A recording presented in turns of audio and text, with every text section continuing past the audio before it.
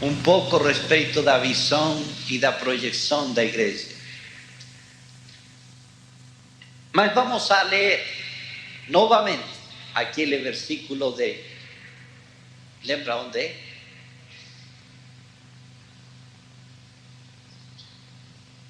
Primeira Coríntios 15, 58. Já sabe de memória.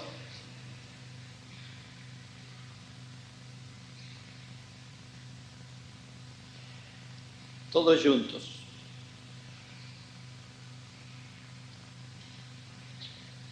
Portanto, meus amados irmãos, sede firmes, inabaláveis e sempre abundantes na obra do Senhor, sabendo que no Senhor o vosso trabalho não é vão. Aleluia.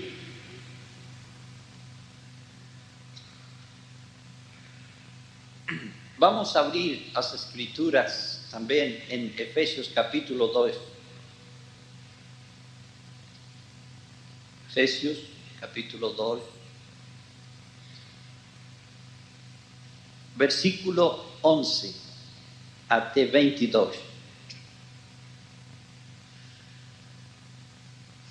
Efésios 2, 11 a 22.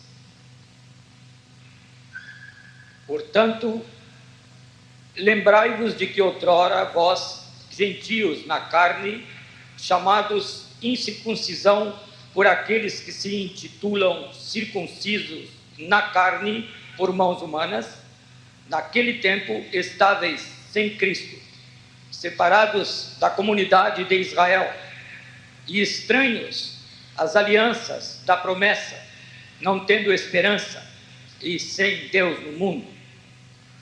Mas agora em Cristo Jesus, vós que antes estáveis longe, fostes aproximados pelo sangue de Cristo, porque Ele, a qual de ambos fez um, e tendo derrubado a parede da separação que estava no meio, a inimizade, aboliu na sua carne a lei dos mandamentos na forma de ordenanças, para que dos dois criasse em si mesmo um novo homem, fazendo a paz, e reconciliasse ambos em um só corpo com Deus, por intermédio da cruz, destruindo por ela a inimizade. E vindo, evangelizou paz a vós outros que estáveis longe, e paz também aos que estavam perto, porque por ele ambos temos acesso ao Pai em um Espírito.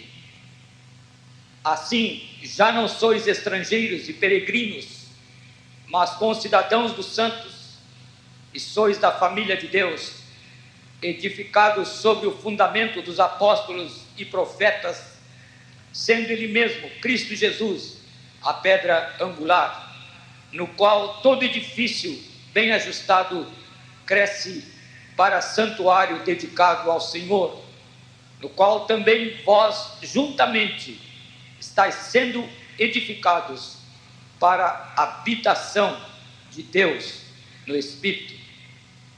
Aleluia. Amém.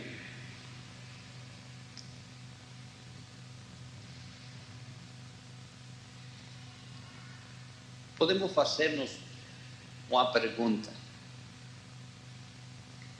que é a igreja? Frente a esta pergunta, podem haver muitas respostas, dependendo da mentalidade da pessoa, da sua formação religiosa. Mas que é a igreja? Como foi desenhada por Deus. A igreja é de origem divina.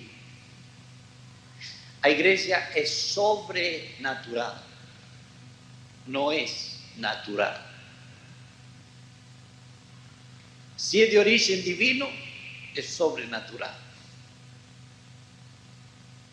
Por eso es que a igreja ha permanecido a través dos séculos. Ainda que a mão do homem procurou mexer com a igreja, louvado seja o Senhor que ela não acabou.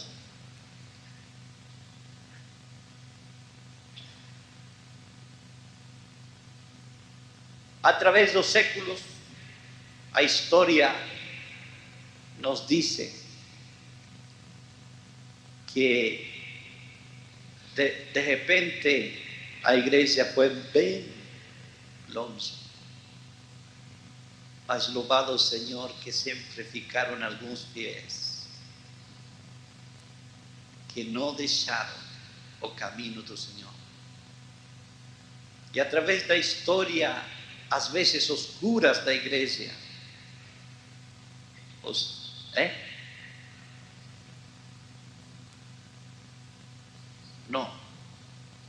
oscuras. Através desses momentos oscuros,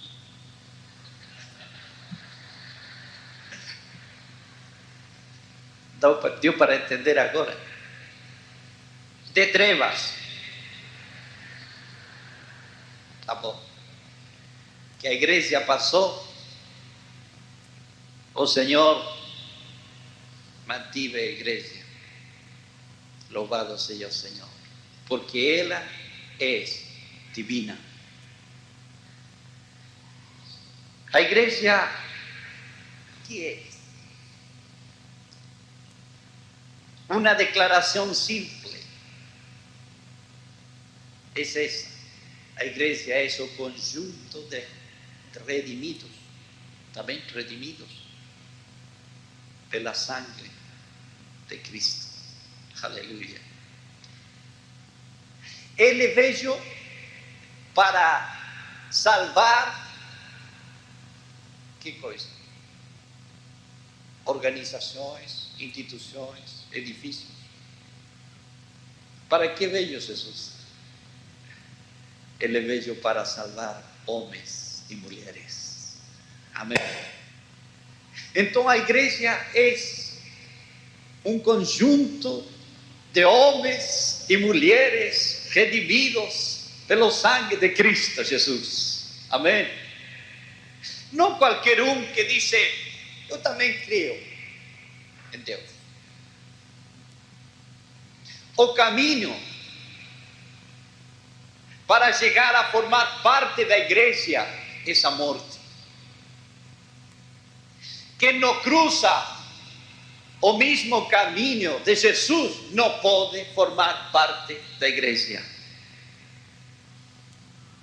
Porque para formar parte da igreja temos que ter uma nova natureza. Que natureza? A natureza de Cristo. Lembram o que falamos o primeiro dia? Você tem a natureza de Cristo. Aleluia. Pela obra do Espírito Santo na tua vida, você agora tem uma nova natureza.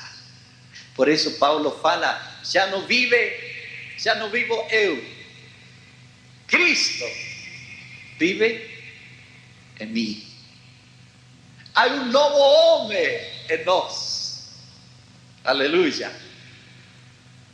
Cristo está morando em nós. E a nossa natureza tem que ir ficando.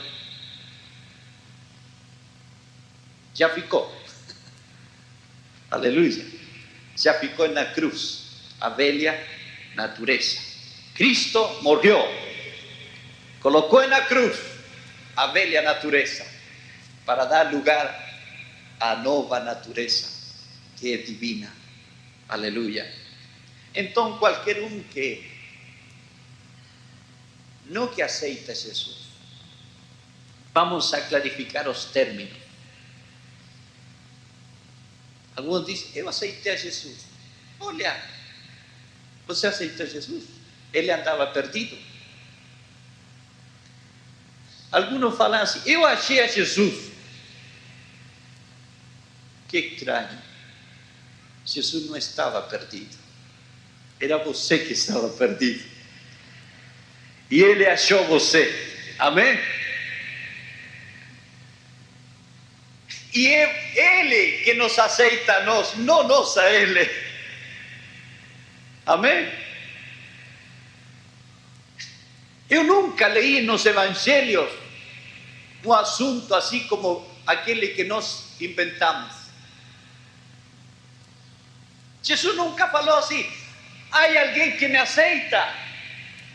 Levante a mão. Nunca.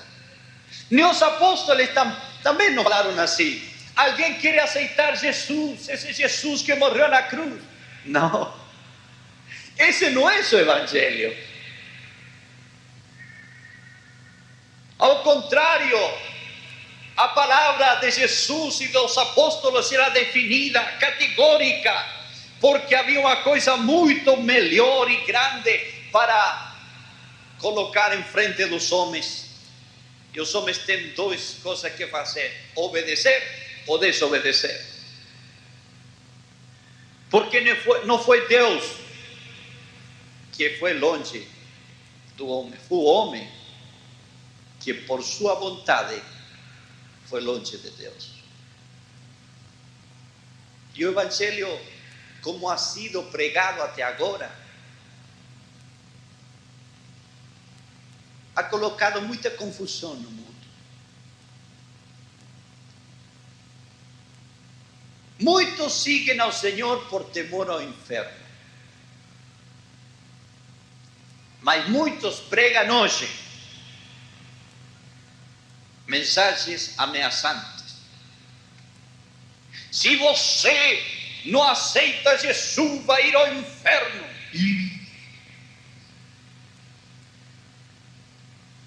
E muitos ficam assustados e vêm assustados, aceitam um Jesus que está com uma vara, um pau grande na mão. E fica. Não é nada de amor. Há medo. Olha, se os teólogos do mundo, de acordo a essa mensagem, se os teólogos do mundo fizessem uma reunião e falaram: chegamos à conclusão que não há inferno, eu acho que a igreja fica vazia.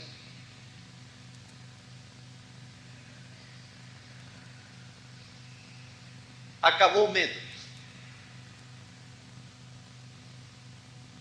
Se você me convida a mim, à sua casa, não estou falando que tem que me convidar, e me convida para sentar à mesa e aí tem uma torta, e você me pergunta: Cristian, você quer comer torta? Você aceita? Eu falo: não, não quero, não aceito. E você fica bravo comigo. Por que você não vai comer? Por que não? E me perguntou se eu queria. Eu falei: não quero.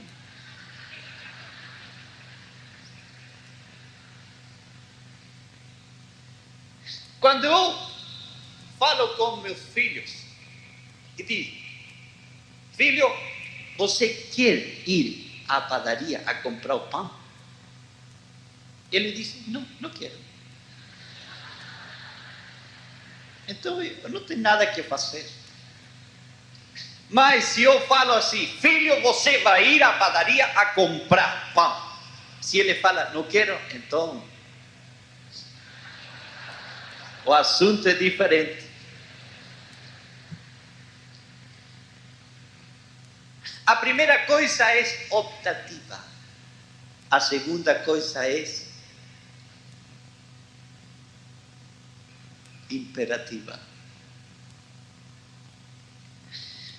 Pablo fala que o Senhor manda a todos os homens, em todo lugar, que se arrepentam. Por que manda?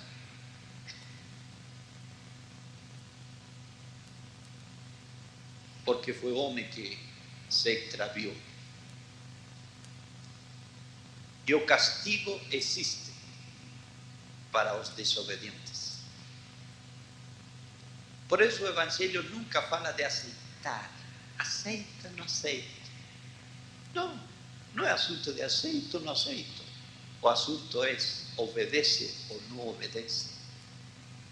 Por isso não tem muito que ver com nossas emoções, sentimentos, tem que ver com a nossa vontade. Aleluia. Mas a herança que recebimos colocou uma mentalidade um pouco errada em nós. E chegamos a falar de um Cristo barato. Mas Cristo é o Senhor. Aleluia. E temos que apresentar a Ele assim como é, como o Senhor. Louvado seja seu nome. Por isso Paulo tinha tanta confiança quando falava aos irmãos, aos colossenses, por exemplo, fala assim: irmãos, da maneira que vocês receberam ao Senhor Jesus, assim caminem. Como receberam a Jesus? Como Senhor.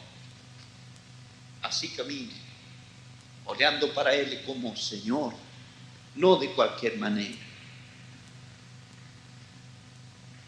Tá bom. Temos que esclarecer este assunto de mentalidade. Começamos por a coisa mais simples, mas muito importante. A história da igreja nos mostra que, de uma maneira muito sutil e paulatina, a igreja foi perdendo alguns valores essenciais e também a visão que o Senhor estabeleceu para ela. Vocês podem descobrir nos evangelhos que Jesus foi bem objetivo a respeito da igreja. Foi. Mas ele entendia que os discípulos não estavam entendendo tudo. Ele falou 2 vezes da igreja diretamente. Lembra? Quando ele falou que ele edificaria sua igreja e as portas do inferno não prevaleceriam frente a ela. E depois falou da igreja a respeito das relações. Mas ele falou muitas vezes da igreja, indiretamente. Quando ele falou da vida, a vida que se fala, videira, da videira. Quando ele falou algumas parábolas dos talentos e de outras coisas, a igreja estava aí no meio. Mas ele não podia falar da igreja porque os discípulos não entendiam. Mas ele disse assim: quando o Espírito Santo vem, ele declarará todas as coisas, o que falta. E louvado seja o Senhor que, quando o Espírito Santo veio, a revelação a respeito da igreja se completou. E por isso temos coisas muito mais específicas, mais detalhadas nas epístolas do ensino apostólico. Por isso Paulo aqui fala que nós somos edificados no fundamento dos apóstolos e profetas, sendo Jesus a principal pedra. Agora,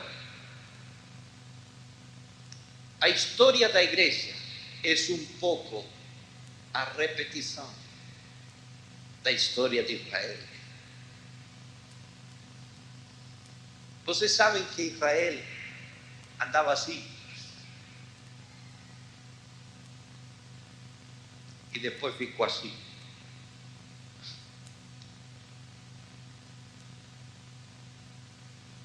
Mas, como falei ao princípio, Deus tive sempre, ainda que for um grupo pequeno, que ficava nessas fases da história, de trevas, sempre havia um grupo que ficava fiel. Louvado seja o Senhor por esses homens e mulheres que, apesar de tudo, estavam firmes. O interessante de todo é que o Espírito Santo não foi embora.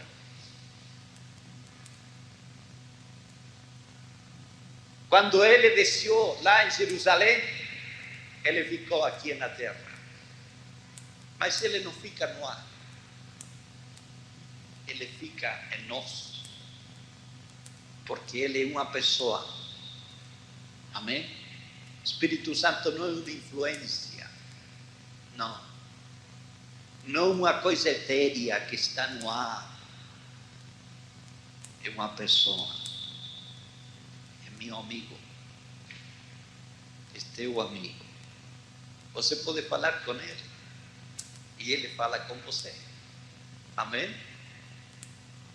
Se algum tratou o Espírito Santo como uma coisa etérea, uma coisa substancial, tem que pedir perdão. Começa a tratar a ele como uma pessoa.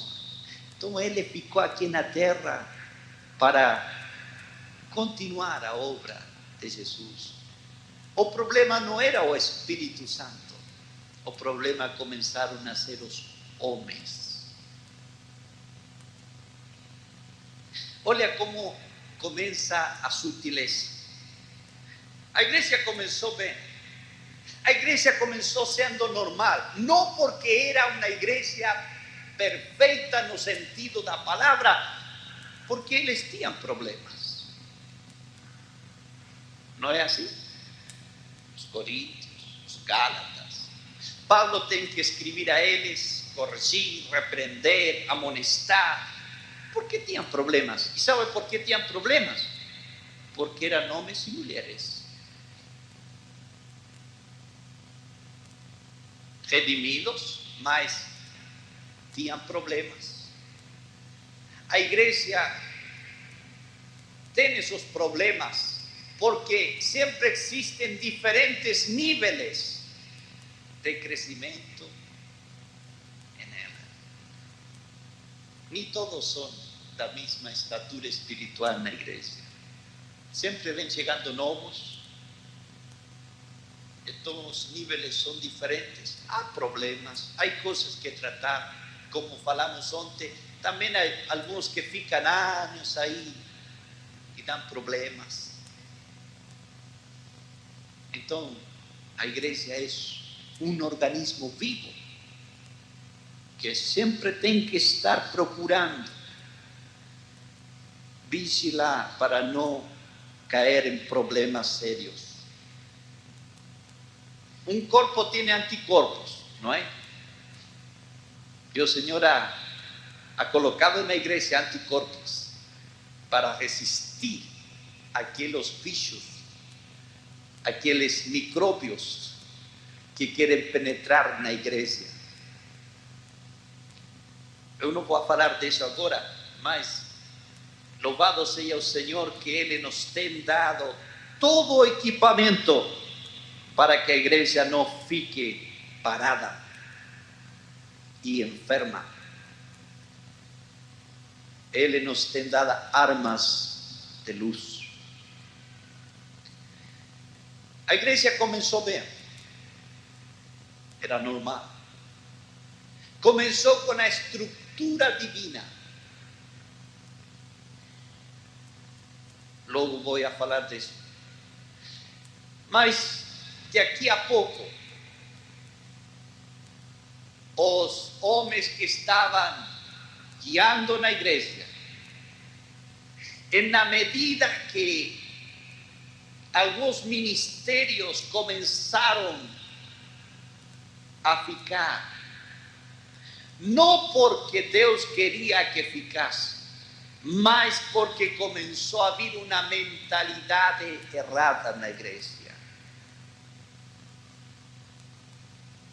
Já a partir do segundo século, alguns líderes da igreja começaram a olhar ao sistema político de Roma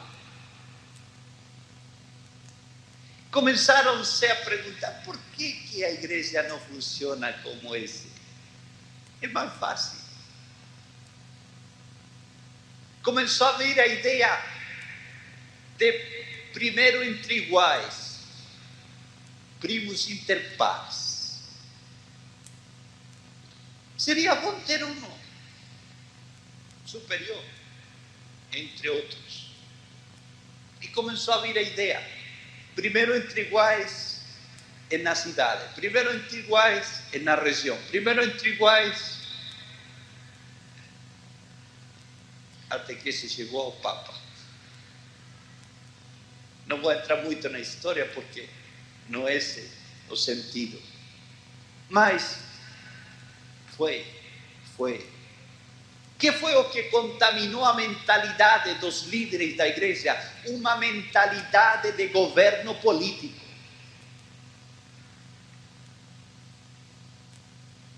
Então, se perdeu a visão que Jesus deixou.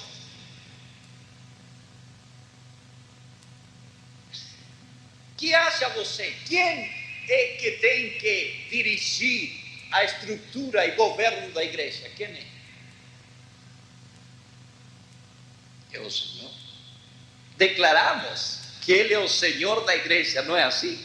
Declaramos que Ele é o Senhor, mas muitas vezes o homem pegou o governo fortemente. A igreja foi caminhando e vocês muitos sabem a história. Foi embora. Começaram a entrar muitas coisas erradas, porque quando o homem coloca a sua mão na igreja, começa a entrar um monte de coisas estranhas, argumentos, critérios, pensamentos, ideias, mas não está nas escrituras, não está no propósito de Deus. Para resumir, a história continuou. Veio a reforma, chegaram avivamentos, e a igreja parecia se levantar, mas infelizmente, pela mentalidade que já estava semeada na igreja, começou a vir outras desviações. Quando o Senhor começou a fazer obras nos homens, como Lutero e outros, foi bom. Não podemos dizer outra coisa. Foi bom. Deus operou em um momento crítico da história. Mas não era tudo isso. Se ficou parado em uma coisa. Por um lado Lutero, outro lado Calvino, depois outros, cada um tendo uma linha, cada um colocando sua posição teológica. Então ficou, por um lado, luteranismo, por outro lado, calvinismo. E depois viram os avivamentos. E por aí alguns ficaram contentes com o nome, com algumas coisinhas que gostaram. E começaram a ficar grupos baseados em certas coisas que são boas. Não podemos dizer que os metodistas, ou batistas e outros não tinham uma base boa. Tinha. Os presbiterianos. Todos começaram com uma base boa, mas, infelizmente, cada um foi para um lado, para o outro, mantendo aquele. Somos a vontade de Deus, porque isso mostra a diversidade de Deus.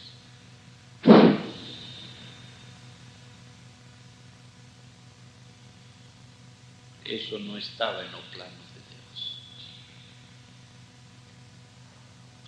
Talvez para algum resulte forte isso que vou dizer.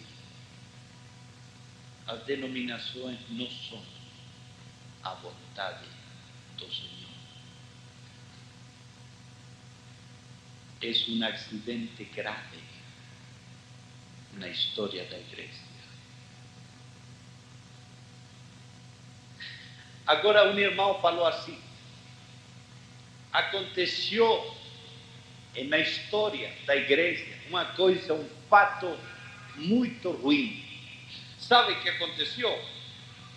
Que Satanás pegou os métodos de Deus para fazer. Mas bem, o mundo pegou os métodos de Deus para fazer a obra do diabo. Porque você sabe que o discipulado que Jesus usou, os comunistas pegaram muito bem. E como se llenou o mundo do comunismo? Através de quê? Discipulado. Eles chamam células.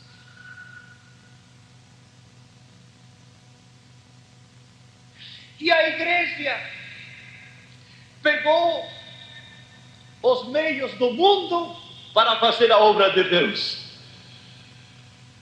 Como é?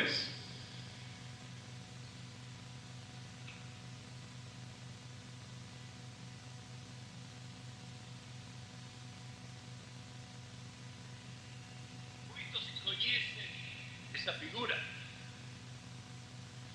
Aí temos um esquema normal na organização do mundo. Lá acima há um gerente, um superintendente, chame-se como se chame, a máxima figura em uma organização. Depois vem até chegar ao último. E a igreja ficou com esse quadro aí. Lá acima, um, depois para baixo os outros. Finalmente, os que vêm entrando. Mas isso nunca foi o plano de Deus. A igreja não é uma instituição. A igreja não é uma organização. Quando, você lembra quando Pedro, por exemplo, falou a Jesus: "Ó Senhor, quem vai ser o primeiro no reino?" Jesus, com paciência, pegou o menino, Samuel, colocou em meio dele, falou: "Aquele que não é como um menino, nem pode entrar no reino."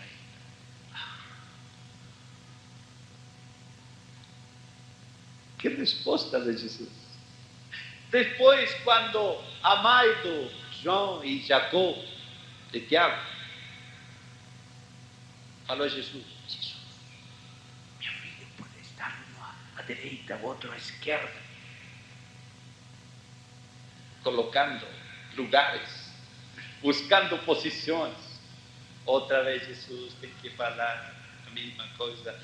Mas ele falou uma coisa muito interessante: os governadores desse mundo querem tomar senhorio, domínio sobre as outras pessoas, mas entre vocês não será assim. Aquele que quer ser mais grande, maior entre vocês, será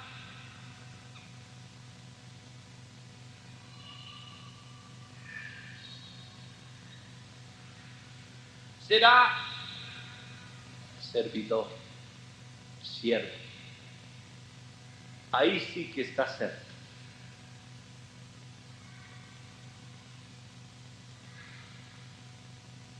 Aí nessa parte estão os ministérios.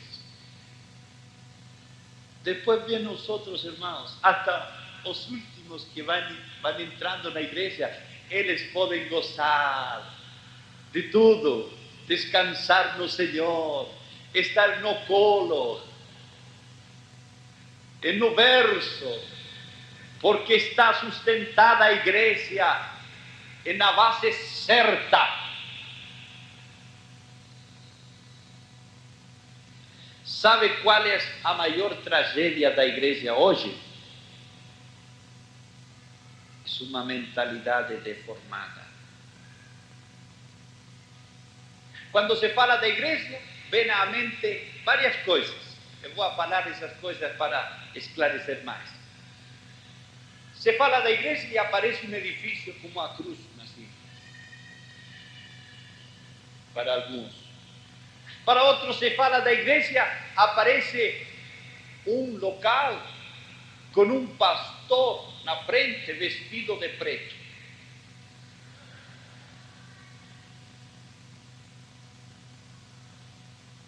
Para outros se fala da igreja e aparece uma junta diretiva.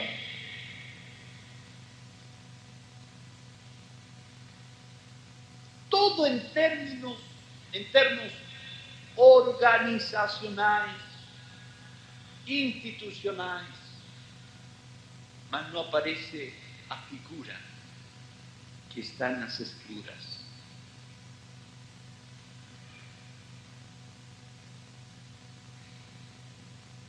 Outra coisa mais, uma linguagem. Onde vai você? Alguns se reúnem domingo, outros segunda, como vocês.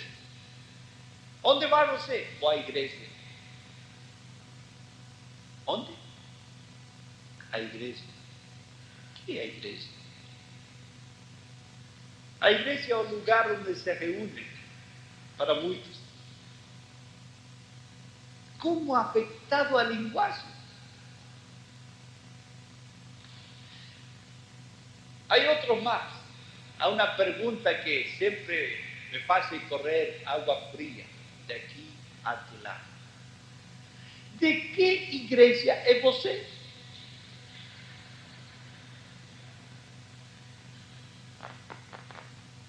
Mentalidade errada. E eu sempre respondo com outra pergunta: quantas igrejas veio a formar Jesus?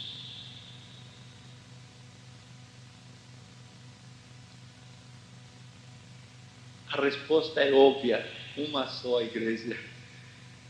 A essa pertenço eu.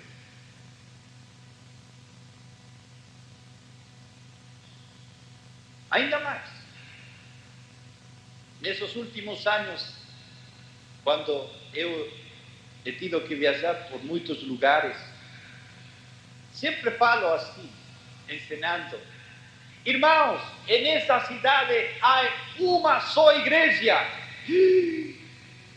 Você não conhece a cidade, então?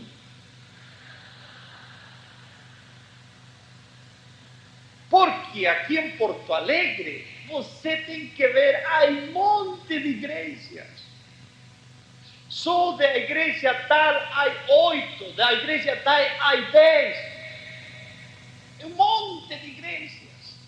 Você tem que conhecer para falar isso aí. Não? Porto Alegre é uma só igreja. Então, se alguém está pensando, deve ser a nossa.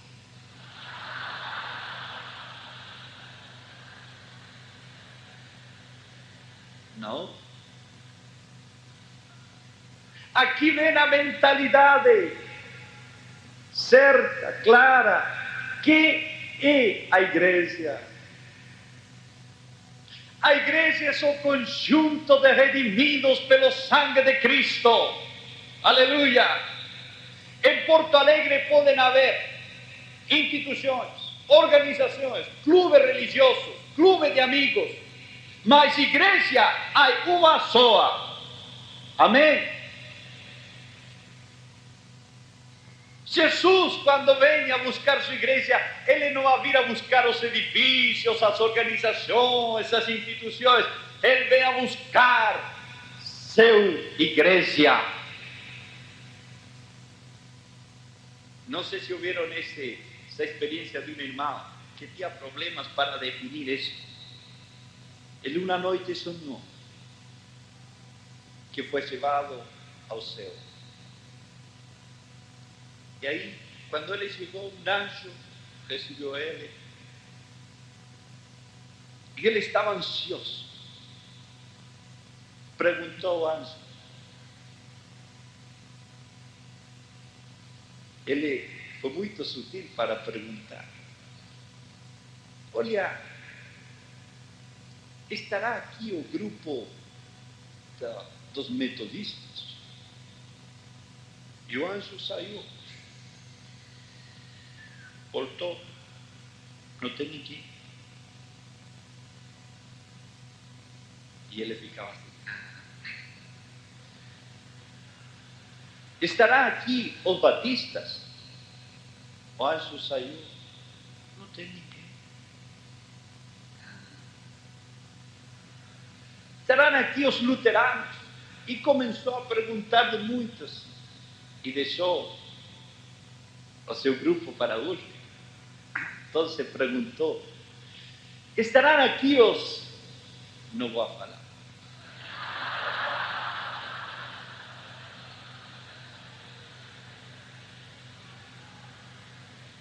E o anjo saiu para ver se estava aí esse grupo. E voltou e falou: não tem ninguém. Ele ficou assustado. Então, quem está aqui? O anjo falou: só tem filho de Deus. Quando ele acordou, acabou para ele todo o problema. Que maravilha. Sabe por que nós temos uma visão chata da igreja? Porque estamos assim.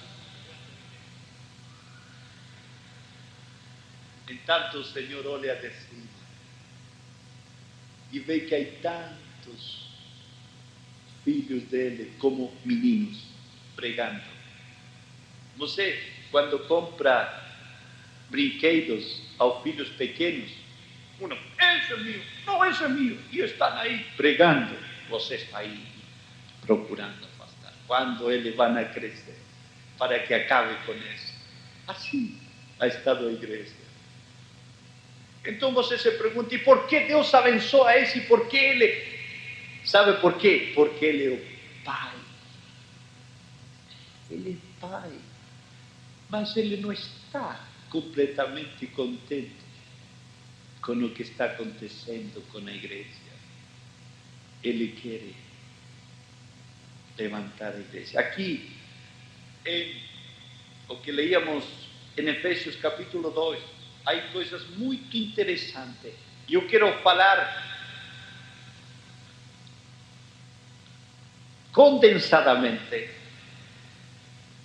sobre 4 dimensões da igreja. Isso teria que ser falado em um mês mais. Vamos falar em uns minutos. 4 dimensões. Mas antes de falar dessas 4 dimensões, vamos a ver um fato muito importante. Versículo 14. Fala que Ele é nossa paz.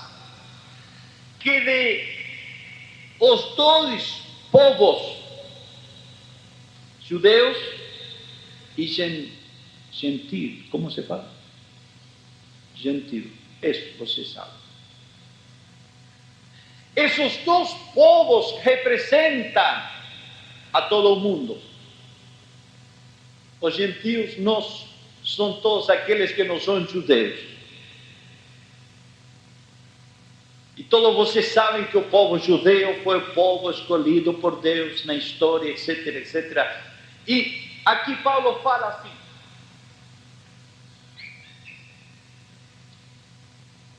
há 2 povos. E esses povos estavam separados. E os judeus eram firmes nisso. Nós somos de Deus, os outros ficam longe. estavam certos, em certo sentido. E aqui fala que nós estávamos longe, sem esperança, sem Deus, dos povos. Mas esse povo que pretendia ser de Deus estava também longe. Jesus veio a eles e eles não receberam Jesus. Mas o amor do Senhor fez uma coisa muito interessante.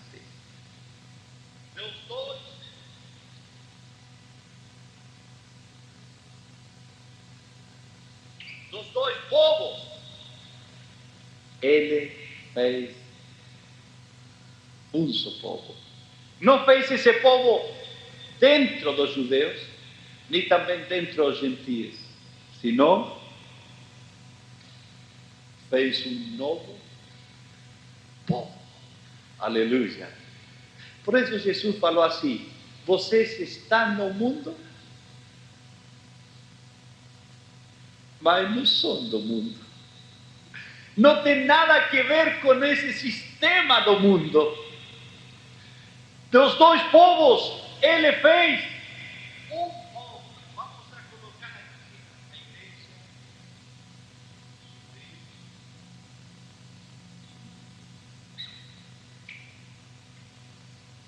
Agora, o fato do Senhor ter levantado um novo povo, isso nos dá uma visão diferente. O que falamos ontem e anteontem nos dá uma ideia mais clara disso. A identidade com Cristo Jesus nos tira, nos levanta dessas duas realidades do mundo. Continuamos no mundo, continuamos rodeados de judeus e de gentios, mas nós não somos mais do mundo. Amém? Agora, tendo clareza nisso, vamos a ver as 4 dimensões que fala aqui Paulo. A primeira coisa que ele fala é que ele fez um povo. Segunda coisa, fala que ele reconciliou a estes povos em um corpo.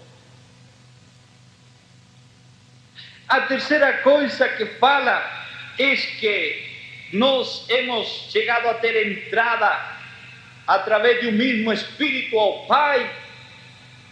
Assim que agora já não somos estrangeiros, somos família de Deus. E a quarta coisa que fala é que, como um edifício ordenado, coordenado, vamos chegando a ser um templo santo no Senhor. Aleluia. Que diferente essa mentalidade. Isso não tem nada a ver com o outro, organização. Vamos saber um pouquinho disso. Quando se fala de povo, a igreja é um povo. E Jesus falou que nós temos que ir por todo o mundo e fazer discípulos às nações. Uma pergunta: você acha que a igreja tem que ver com o desenvolvimento da história do mundo hoje?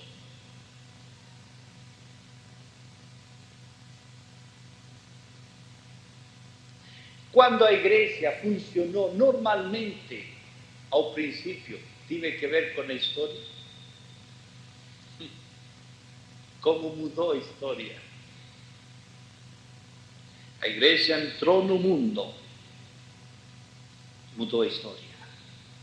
Hoje nós, às vezes, nos queixamos, essa América Latina, tão ruim.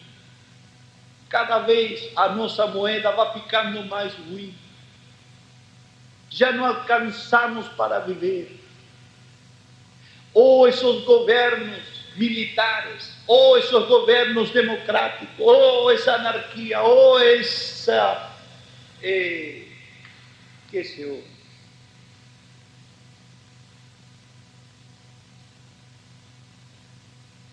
E a igreja que faz? Talvez muitos cristãos estão entrando à queixa também. Você sabe que a ausência da ação da igreja no mundo está deixando muito lugar para Satanás cobrar. Tem alguma coisa que ver a igreja no desenvolvimento político das nações? Eu acho que sim. ¿Sabe por quê? Porque a igreja é o povo de Deus. Não é que nós vamos a formar um partido político para entrar a bregar pela presidência da República. Não. Nosso nível de luta é superior. Nosso nível de luta esse não sai. Amém? A cidade de Concepción, no governo passado, era uma cidade terrível. E ali nasceram os movimentos políticos da extrema esquerda que tem muita influência aqui em Sudamérica. O MIR, Frente Revolucionário dos Trabalhadores, enfim. Era uma cidade tremenda. E quando o Senhor começou esta obra de restauração, sabe o que eu falei? Não he falado todo para você, por isso não sabe. Tive que orar assim, nesse momento, francamente. Senhor, não tem outra cidade onde começar esse trabalho? Porque para mim era difícil, eu olhava aí toda essa tensão, ódio, era horrível. Sabe o que o Senhor me falou? Quando eu quero começar algo, eu começo nas mesmas portas do inferno. Amém.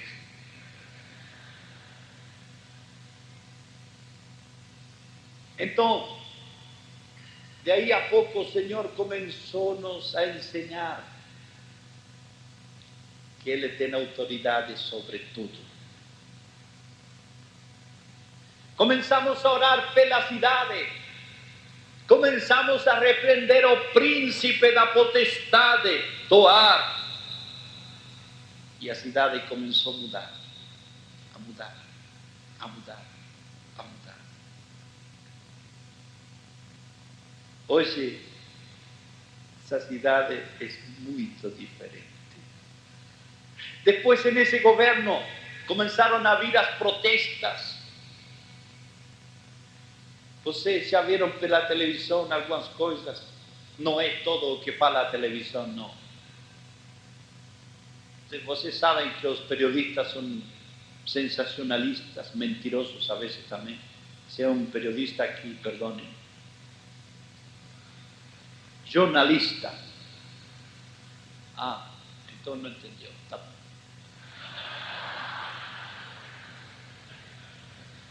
Mas o assunto é que começaram as protestas.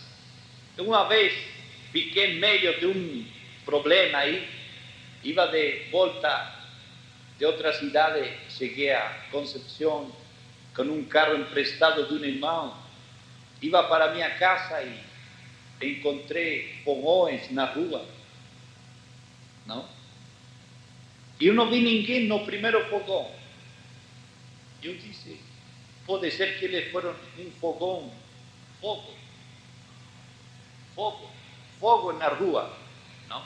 Fogueira, não sei como se chama. Fogueira. Tá bom, era para que você acordara. Fogueira na rua. Eu vi a primeira fogueira e não tinha ninguém. Eu falei, foram já embora. Entrei, encostei, fui. Ali na outra estava com pedras, com todo, e começaram a jogar o carro. Comecei a orar, Senhor, cubre-me. Nenhuma pedra tocou o carro. Não sei como foi. Eu sentia golpes, mas olhei o carro, depois não tinha nada. Era assim. E começamos a orar como igreja. Senhor, atamos as forças das trevas, a violência, o ódio. Daqui a pouco as protestas. Cada vez que se anunciava, cada vez era menos. A igreja tem autoridade, irmãos. Tem autoridade. É que nós não estamos usando a autoridade. Você lê no jornal, lê nas notícias, às vezes ficam assim, o que está acontecendo? E você que faz? A igreja deveria colocar-se em pé ante o trono de Deus e levantar isso ante o Senhor. Senhor, colocamos isso aí na sua presença. Se você vê que há injustiça, se você quer isso, que há outro, corrupção, que está fazendo a igreja? Tem que colocar-se em seu lugar e atacar as obras das trevas. Somos povo de Deus e estamos no meio de um mundo que está governado pelas trevas, mas o reino de Deus tem que vir através da igreja. Amém? Outro fato importante da igreja como povo é que nós temos que comportar-nos devidamente em toda ordem de coisa para mostrar que somos um povo realmente. Por exemplo, na família, nossas famílias têm que ser exemplo para outros. Na administração do dinheiro, quantas vezes se critica ao ministro da Fazenda, ministro da Economia, e você nem sabe governar sua própria casa? Não temos autoridade para criticar. O Senhor quer que nós sejamos bons administradores a partir da nossa família.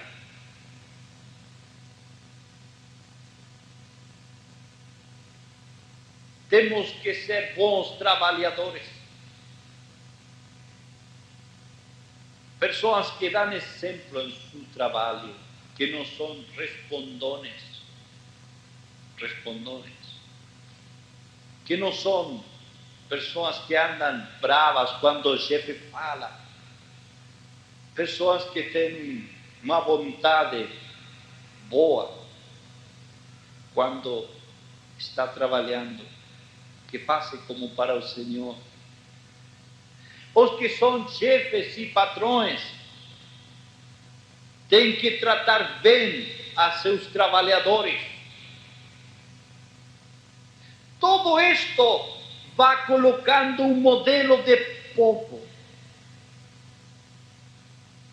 Pode chegar o dia em que o mundo político vai olhar a igreja para buscar um modelo. E qual é o modelo que nós temos? Não estamos interessados em nós entrar na política, mas o assunto pode virar. Eles podem começar a mirar para nós, porque vão ver esse